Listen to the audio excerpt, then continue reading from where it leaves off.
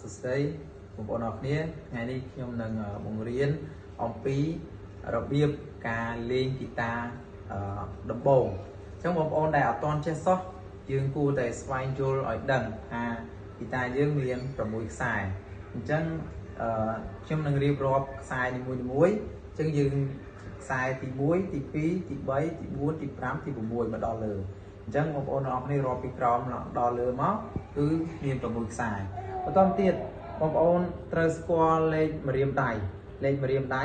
បាទនេះដៃឆ្វេងបាទអញ្ចឹងយើងរាប់លេខ1លេខ2លេខ3លេខ4នេះដែលយើងត្រូវរៀនដំបូងគឺអក្សរដូឈ្មោះថាអក្សរ C បាទអក្សរ C អញ្ចឹងយើងចាប់នេះបាទខ្សែទី2ខ្សែ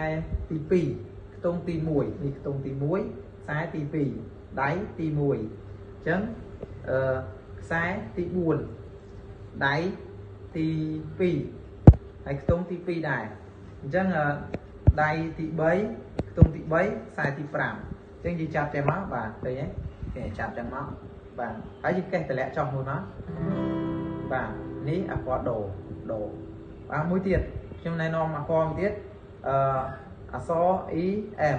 អញ្ចឹងគេហៅថា Mi minor ហ្នឹងប្រើដៃតែម្រាម2ឯងគឺនេះដៃលេខ2បាទខ្សែទី5ហើយដៃលេខ3ខ្សែទី4ស្ថិតនៅក្នុងខ្ទង់ទី2ទាំងពីរហើយយើងកេះមើលបាទហើយមួយទៀតអក្សរមួយទៀតអក្សរ A AM បាទអញ្ចឹងយើងនេះខ្សែកណ្ដាលគេនេះយើងដាក់មកបាទនេះដៃទី2ខ្សែទី4ខ្ទង់ទី2ដៃទី3ខ្សែទី3ខ្ទង់ទី2ហើយថែមដៃចង្អុលមួយ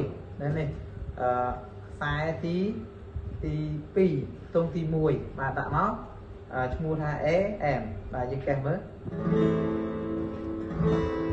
បាទនេះត្រឹមត្រូវអូខេ